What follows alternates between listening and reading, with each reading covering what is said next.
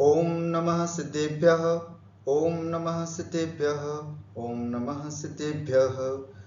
नमो अरिहन्ताणं नमो सिद्धाणं नमो आयिरीयाणं नमो उवज्जायाणं नमो लोये सव्वसाओणम्। बोले पंच परमेष्ठी भगवान की जय।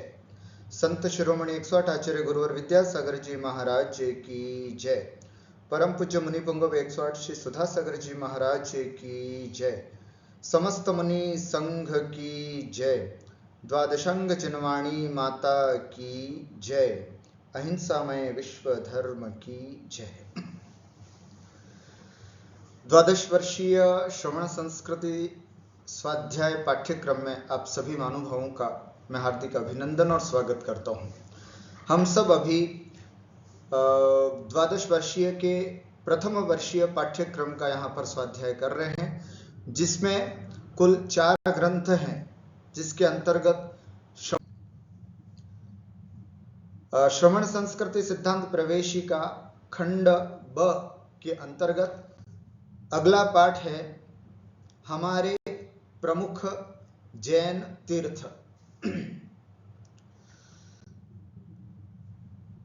हमारे प्रमुख जैन तीर्थ धर्म स्थान या पवित्र स्थान को तीर्थ क्षेत्र कहते हैं। जो धार्मिक स्थल हैं या तीर्थंकरों के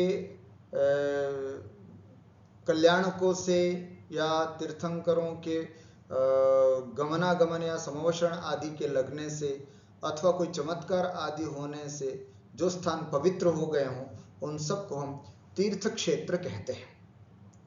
तीर्थ क्षेत्र की वंदना करने से अनंत पापों का क्षय हो जाता है। तीर्थ क्षेत्रों को 2 भागों में बांटा गया है, सिद्ध क्षेत्र और अतिशय क्षेत्र। जितने भी तीर्थ क्षेत्र हैं, है ना, तीर्थ क्षेत्र उनको हम 2 भागों में विभाजित कर सकते हैं। एक तो सिद्ध क्षेत्र और दूसरा अतिशय क्षेत्र। क्या होता है सिद्ध क्षेत्र? जिस स्थान से किन्हीं मुनिराज अथवा तीर्थंकरों ने निर्वाण पद अर्थात मोक्ष प्राप्त किया हो, ऐसे स्थान को सिद्ध क्षेत्र कहते हैं। क्या परिभाषा हुई सिद्ध क्षेत्र की? जहां से किन्हीं मुनिराजों ने अथवा तीर्थंकरों ने मोक्ष प्राप्त किया हो, सिद्ध अवस्था को प्राप्त किया हो, ऐसे स्थान को हम सिद्ध क्षेत्र कहते हैं। प्रमुख सिद्ध क्षेत्र इस प्रकार हैं। हम अपने इस पाठ से संबंधित कुछ सिद्ध क्षेत्रों को यहाँ पर देखते हैं और कुछ अतिशय क्षेत्रों का परिचय यहाँ पर प्राप्त करते हैं। तो जैसे सबसे पहले सिद्ध क्षेत्रों में हम आपको परिचय करा रहे हैं समेत शिखर जी। समेत शिखर जी यह सिद्ध क्षेत्र झारखंड राज्य के गिरिडीह जिले से लगभग 35 किलोमीटर की दूरी पर स्थित है। इस सिद्ध क्षेत्र से 20 तीर्थंकरों के साथ आदिनाथ, वासुपूज्य, नेमिनाथ, महावीर स्वामी को छोड़कर के बाकी 20 तीर्थंकर, सभी 20 तीर्थंकरों के साथ असंख्यात मुनियों ने मोक्ष पद प्राप्त किया है। तीर्थंकरों की बात करें तो 20 और सामान्य मुनि देखें तो असंख्यात मुनियों ने इस समेत शिखर की धरा से मोक्ष पद प्राप्त किया है। इसलिए यह क्षेत्र तीर्थ स्थानों का हृदय है और तीर्थराज की उपाधि से विभूषित है। इसको हम तीर्थराज, सभी तीर्थों में सबसे बड़ा तीर्थ होने के कारण इसको तीर्थराज की उपाधि से विभूषित करते हैं। अनादिकाल से सभी तीर्थंकर इसी पर्वत से मोक्ष जा रहे हैं और आगे भी जाएंगे। समेत शिखर की पवित्रता इसी बात से है कि तीर्थंकरों का यह नियोग है कि सभी तीर्थंकर अयोध्या में जन्म लेते हैं और समेत शिखर से ही मोक्ष को प्राप्त होते हैं। वर्तमान में हुंडावसर्पणी काल का यह प्रभाव है, दुष्प्रभाव रहा कि कुछ तीर्थंकर अयोध्या से जन्म ने लेकर के अन्य अन्य स्थानों से उनका जन्म हुआ और 4 तीर्थंकरों का समेत शिखर जी से मोक्ष न होकर के अन्य अन्य स्थानों से उनका मोक्ष हुआ। लेकिन यह हमारे तीर्थंकरों का नियोग है कि अनादिकाल से हमेशा 24 के 24 तीर्थंकर सभी मोक्ष इसी निर्वाण क्षेत्र से या तीर्थराज क्षेत्र से ही मोक्ष को प्राप्त करते हैं।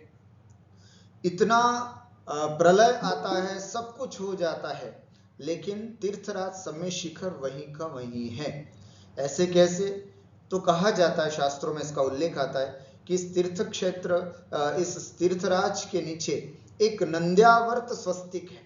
नंद्यावर्त स्वस्तिक है, अर्थात जब प्रलय काल आता है तो प्रलय काल में सब पर्वत और सब नष्ट हो जाते हैं, यहाँ तक कि ये पहाड़ भी दूर हो जाता है, लेकिन फिर भी इस नंद्यावर्त के होने से वापस यहीं पर पहाड़ की रचना भी हो जाती है। इससे सिद्ध होता है कि अनादिकाल से यहीं से मोक्ष पधारे और आगे भी यहीं से मोक्ष पधारेंगे। समय शिखर जी के बारे में कुछ और बातें भी हैं। सबसे बड़ा और सबसे ऊंचा शाश्वत सिद्ध क्षेत्र अगर जैनों का है तो वह यह हमारा समय शिखर है। 20 तीर्थंकरों के साथ साथ असंख्यात कहो या अरबों मुनियों ने यहां से मोक्ष प्राप्त किया। इनका एक एक कण पूजनीय है और वंदनीय है। जो भी आज के स्वाध्याय में बैठे हैं उन सबको ये संज्ञान होना चाहिए कि शिखर जी की वंदना करने का तरीका है ना क्या है। सुबह 1:30 बजे, 2 बजे या 3 बजे जब भी निकलें, है ना, एकदम अच्छे से जो भी लघु शंका दीर्घ शंका जो भी करनी हो वो सब नीचे पर्वत के नीचे ही, उसके बाद जैसे पर्वत पर चढ़ना चालू करें बिल्कुल निराहार हो करके, है ना, बिल्कुल आहार पानी न करके और अच्छी श्रद्धा भाव के साथ शिखर जी की वंदना करनी चाहिए। लेकिन वर्तमान में स्थितियां वहां बिगड़ रही हैं। जगह जगह पर लोग पानी पी रहे हैं, नाश्ता कर रहे हैं, खान पान कर रहे हैं, मलमूत्र विसर्जन कर रहे हैं। ये सब इसकी पवित्रता को नष्ट किया जा रहा है। तो क्योंकि इसका एक एक कण पूजनीय है। समय शिखर जी का ऐसा एक भी स्थान, एक कण जितना भी ऐसा कोई स्थान नहीं है जहां से कोई तीर्थंकर जहां से कोई मोक्ष नहीं पधारे हो। सोचो, ऐसे पवित्र स्थान से यदि हम कुछ भी ऐसी अपवित्रता, मतलब थूक भी अगर थूकते हैं तो वो भी हमसे बहुत बड़ा पाप हो जाता है। इसलिए ध्यान रखें, एक एक कण वंदनीय है और पूजनीय है। इसलिए तो कहा गया है, एक बार वंदे जो कोई ताको नरक पशु गति नहीं हुई। शास्त्रों में कहा जाता है कि एक बार बड़ी श्रद्धा भाव से, है ना, शास्त्रोक्त विधि से यदि कोई इस समय शिखर जी की वंदना करता है तो उसको नरक और तिर्यंच गति नहीं होती है। तो आखिर इस शिखर जी के वंदना में इतना बड़ा महात्म्य है तो जरूर इसकी पवित्रता को हमें बड़ा ध्यान रखना। अशुभ कर्म नष्ट होकर परिणामों में निर्मलता आती है, क्योंकि वहां का कण कण इतना पवित्र है कि जिसके कारण से ये जब हम उनकी वंदना करते हैं तो अपने आप हमारे परिणामों में अत्यंत विशुद्धता वहां आती है। कुल यहाँ पर 25 टोके हैं, है ना, 7 श्याम हैं और 8 श्वेत टोक हैं, 17 श्याम हैं और 8 श्वेत टोक वहां पर हैं। 27 किलोमीटर की यात्रा है, क्योंकि 9 किलोमीटर जब हम ऊपर चढ़ते हैं तो होता है, 9 किलोमीटर नीचे उतरते हैं तो होता है, और 9 किलोमीटर ये ऊपर की यात्रा है। तो इस तरह से 27 किलोमीटर की वंदना होती है। और यदि हम इसकी परिक्रमा करना चाहें चारों तरफ से तो 54 किलोमीटर की परिक्रमा भी इसकी होती है। तो ऐसे तीर्थराज समय शिखर की यह यात्रा यदि आपने नहीं की हो अभी तक तो अवश्य करें। शिखर जी की यात्रा जरूर रखें, अपने जीवन में जरूर करें। और मैं तो कहता हूं कि हर साल, है ना, 10-15 दिन ऐसे निकालें, 5-7 दिन कि इस पवित्र भूमि पर जाकर के आएं और हम इसकी वंदना जरूर करें। कैलाश पर्वत के बारे में यद्यपि अपनी पुस्तक में नहीं लिखा है, लेकिन फिर भी चूंकि भगवान आदिनाथ स्वामी का यह क्षेत्र है इसलिए बताना चाहूंगा। आदिनाथ भगवान का मोक्ष कल्याणक हुआ था। मुनिराज भरत, बाहुबली, वृषभसेन, गणधर आदि भी इसी पर्वत से मुक्त हुए। दूसरे तीर्थंकर अजितनाथ भगवान के पितामह त्रिदशंजय ने भी मुनि दीक्षा धारण कर तपस्चरण करते हुए मुक्ति पाई। इनके अतिरिक्त राजा भगीरथ, नागकुमार, हरिशैन चक्रवर्ती के पुत्र हरिवाहन आदि अनेक महापुरुषों ने भी कैलाशगिरी में ही दीक्षा ली और वहीं से निर्वाण प्राप्त किया। ऐसा यह कैलाश पर्वत, जिसको अष्टापद भी कहते हैं, यहां से आदिनाथ भगवान मोक्ष पधारे। कहा जाता है भरत चक्रवर्ती ने 72 जो जिनालय बनवाए थे, वो जिनालय भी इसी अष्टापद अर्थात कैलाश पर्वत पर हैं। लंकाधिपति दशानन का नाम रावण पड़ा था, है ना। इसके पीछे भी यही कारण था कि जब वो क्या बोलते हैं, वहां पर उस कैलाश पर्वत को उठा करके उसको पलटना चाह रहे थे, तो फिर उनको दबाया गया, अर्थात बाली ने जब उसको दबाया तो फिर पता रावण रोया।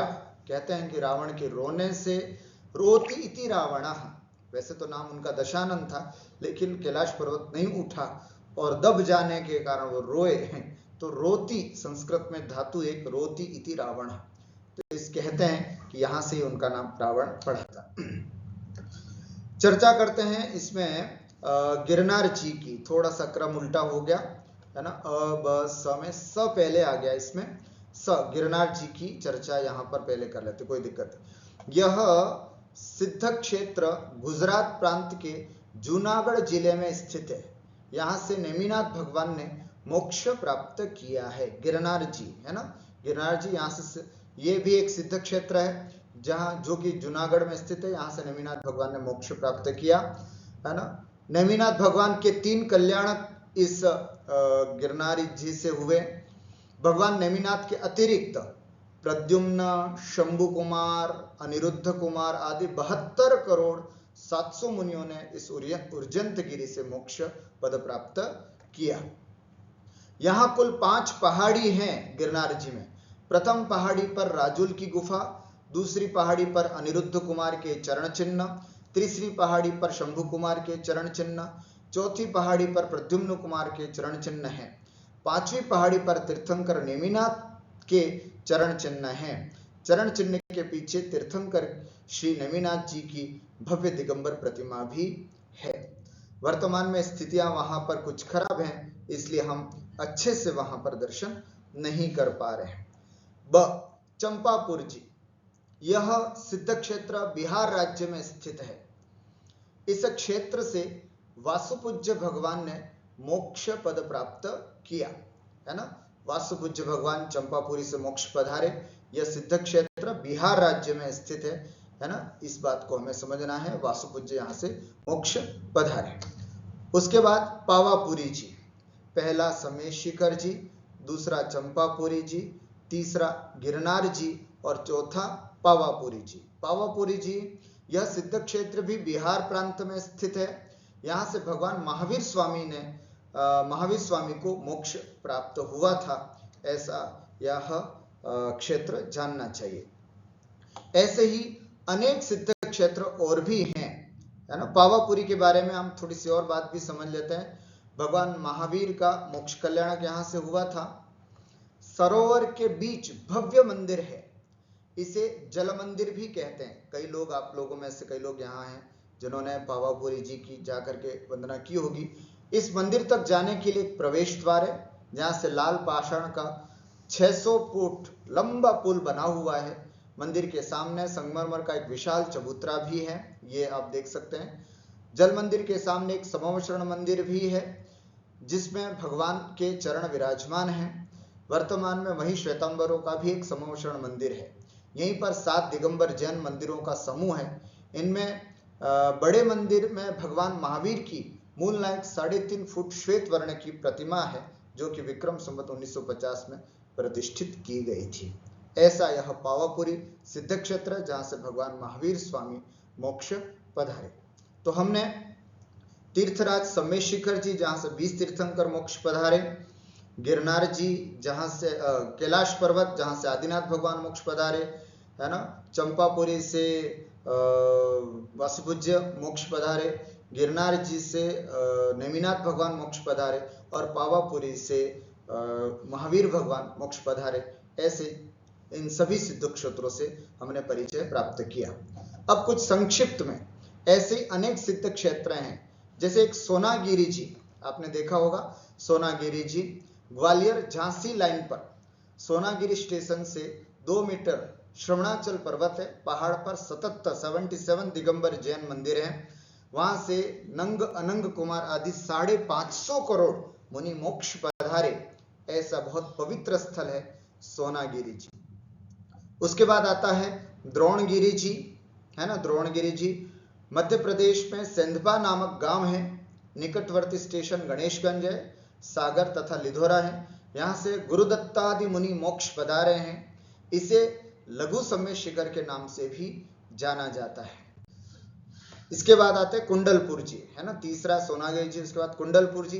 कुंडलपुर जी के बारे में आप लोग कई लोग अच्छी तरह से परिचित भी होंगे, है ना, बुंदेलखंड का यह सुप्रसिद्ध सिद्ध क्षेत्र है। इस क्षेत्र पर कुंडल के आकार का एक पर्वत है ना, जो पर्वत है ना वो बिल्कुल ऐसे कुंडल के आकार का, इसलिए इसका नाम कुंडलपुर पड़ा, जिससे इस क्षेत्र का नाम कुंडलपुर पड़ा है। यहाँ एक विशाल पद्मासन 12 फुट की प्रतिमा है, जिस पर चिन्ह नहीं है, जिसे जैन अजैन भी सभी बड़े बाबा के नाम से जानते हैं। पर्वत एवं तलहटी के में कुल मिलाकर लगभग 62 जिनालय हैं। पिछले 17 जनवरी 2006 को सुप्रसिद्ध दिगंबर जैन आचार्य गुरुवर्षी विद्यासागर जी महाराज के आशीर्वाद से वह मूर्ति निर्माणाधीन बहुत विशाल मंदिर में स्थापित की जा चुकी है। इस क्षेत्र से अंतिम केवली श्रीधर स्वामी मोक्ष पधारे थे, ये बहुत महत्वपूर्ण है। कुंडलपुर से अंतिम केवली श्रीधर स्वामी मोक्ष पधारे थे, उनके चरण चिन्ह भी वहां पर स्थापित हैं। आचार्य श्री जी द्वारा यहाँ पर फरवरी 2013 तक 84 आरिका दीक्षा एवं 4 क्षुल्लक दीक्षा प्रदान की जा चुकी थी एवं 5 वर्षायोग लगभग संपन्न कर चुके थे तब तक। उसके बाद तो और भी बहुत अच्छा कार्य हो चुका है और बहुत सुंदर मंदिर यहाँ पर बन चुका है। यदि अभी तक हमने यहाँ जाकर दर्शन नहीं किए हैं तो जरूर करना चाहिए। बड़ा सुंदर और भव्य विशाल मंदिर यहाँ पर बन करके तैयार हो रहा है। उसके बाद आता है कुंडलपुर जी के बाद तारंगा जी, है ना, गुजरात में स्टेशन तारंगा हिल से 3 मील दूर पहाड़ पर यह क्षेत्र है। यहाँ से वरदत्ता आदि 3.5 करोड़ मुनि मोक्ष पधारे हैं। वरदत्ता आदि मुनिराज, है ना, 3.5 करोड़ मुनिराज तारंगा जी से मोक्ष पधारे हैं, है ना। तो ऐसे यह तारंगा जी सिद्ध क्षेत्र है। मैंने पहले ही अपन ने जब स्टार्ट की थी कक्षा, इसमें पहले ही मैंने बता दिया था कि यहाँ से जहाँ से कोई तीर्थंकर अथवा मुनि मोक्ष पधारे हों वे सब सिद्ध क्षेत्र के अंतर्गत आते हैं। तो यहाँ से भी वरदत्तादि 3.5 करोड़ मुनिराज मोक्ष पधारे हैं, ऐसा यह तारंगा जी सिद्ध क्षेत्र है। उसके बाद लास्ट में आहर जी। आहर जी के बारे में भी कहा जाता है, ललितपुर स्टेशन से 36 मील टीकमगढ़ है, वहां से 12 मील पूर्व में यह क्षेत्र स्थित है।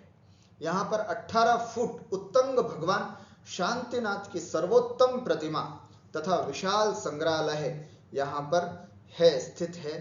ऐसे यहाँ पर आहर जी का बहुत सुंदर प्रतिमा यहाँ पर देखने को प्राप्त होती है। इस तरह से हमने सिद्ध क्षेत्रों के बारे में समझा। अब कुछ अतिशय क्षेत्र।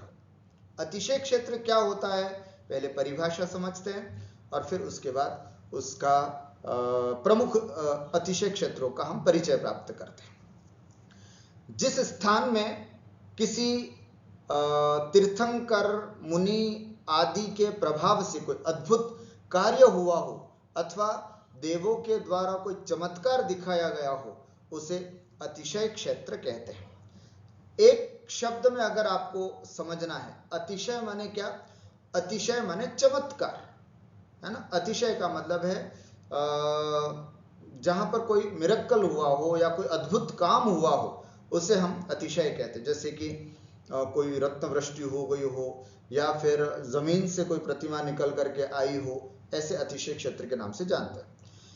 जिस स्थान में, है ना, जैसे तीर्थंकर मुनि आदि के प्रभाव से कोई अद्भुत काम हुआ हो अथवा देवों के द्वारा कोई चमत्कार दिखाया गया हो, उसे हम अतिशय क्षेत्र कहते हैं। प्रमुख अतिशय क्षेत्र इस प्रकार हैं। सबसे पहले आता है अतिशय क्षेत्रों में श्रवण बेलगोला जी, है ना, बहुत प्यारा और बहुत सुंदर स्थान है श्रवण बेलगोला जी। यह क्षेत्र कर्नाटक प्रांत के हसन जिले के बेलगोला ग्राम में स्थित है। यहाँ पहाड़ी पर राजा चामुंडराय द्वारा बनाई गई 58 फुट ऊंची बाहुबली भगवान की प्रतिमा विराजमान है। इसकी सुंदरता इतनी अधिक है कि इसे विश्व का 8वां आश्चर्य कहा जाता है। क्या कहा जाता है? विश्व का 8वां आश्चर्य कहा जाता है। ऐसी यह सुंदर और भव्य प्रतिमा श्रवण बेलगोला जी में हम सब देखते हैं, हम सब जानते हैं। 12 वर्षों में यहाँ पर विशाल भव्य महामस्तकाभिषेक का आयोजन किया जाता है ना। तो इस तरह के ये बहुत सुंदर हमारा यह अतिशय क्षेत्र श्रवण बेलगोला है। इतनी प्यारी प्रतिमा है, इतनी प्यारी प्रतिमा है कि जब हम यहाँ दर्शन करने के लिए जाते हैं तो हमारी नेत्र जो है वो भगवान के दर्शन से हटते नहीं है। बड़ी मनमोहक प्रतिमा है, बड़ी वैराग्यपूर्ण प्रतिमा है। ऐसी सुंदर प्रतिमा के दर्शन हम सब लोग जरूर करें, ऐसी प्रार्थना। दूसरा है महावीर जी। श्री महावीर जी, यह क्षेत्र राजस्थान प्रांत के करौली जिले में है। वो कर्नाटक में था, ये राजस्थान में है ना। करौली जिले के चांदपुर गांव में स्थित है। यहाँ महावीर भगवान की प्रतिमा टीले से प्रकट हुई थी, जिसका चमत्कार विश्व भर में प्रसिद्ध है। श्री महावीर जी पश्चिमी रेलवे की नागदा मथुरा लाइन पर श्री महावीर जी स्टेशन है।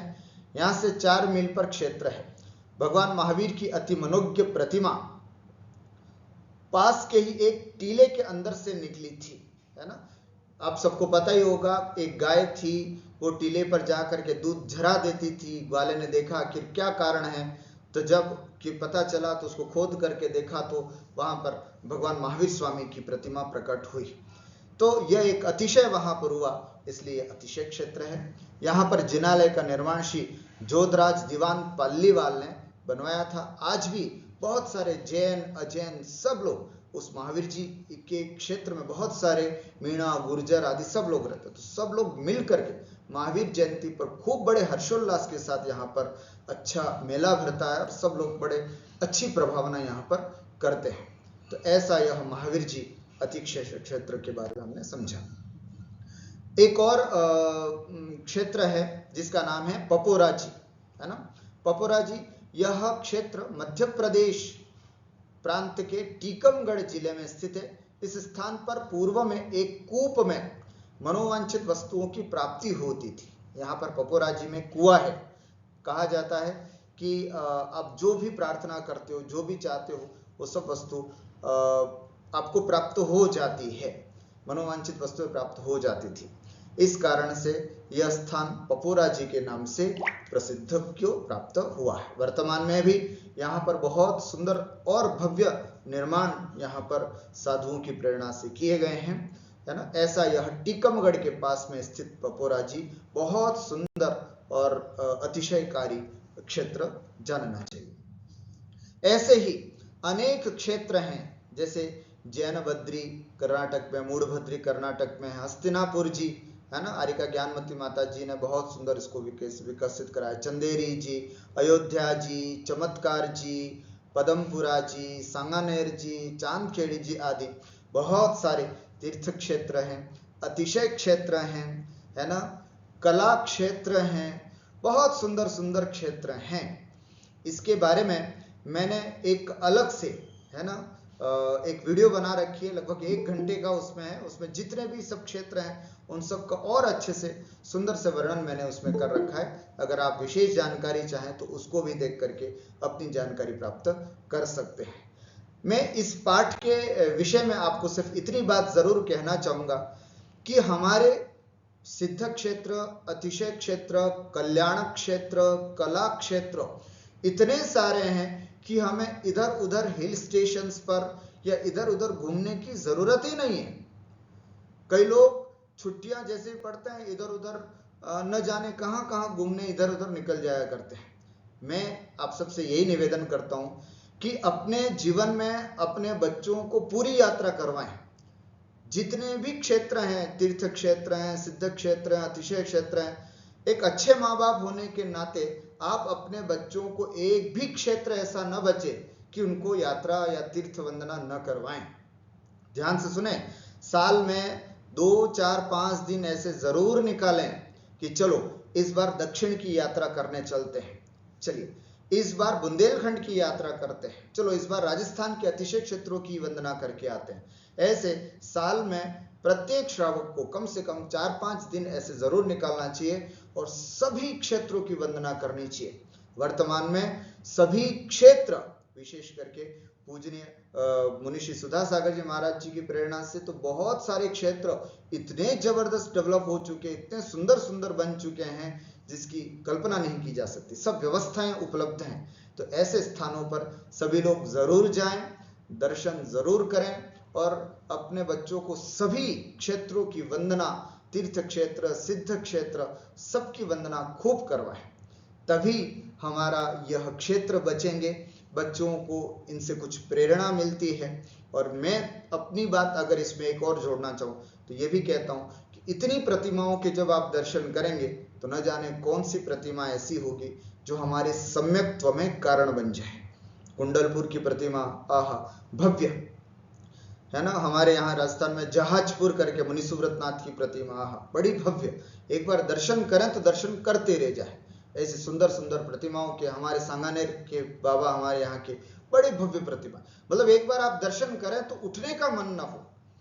ऐसी दर्शनकारी और अतिशयकारी प्रतिमाओं के दर्शन यदि हम अपने बच्चों को नहीं दे के जा रहे तो ये बहुत बड़ी भूल है। तो आप सबसे एक ही निवेदन है, आप सब भी करें। अभी तक अगर आपने नहीं किया हो तो इन सब क्षेत्रों की वंदना हम स्वयं करें और अपने बच्चों को भी जरूर कराएं।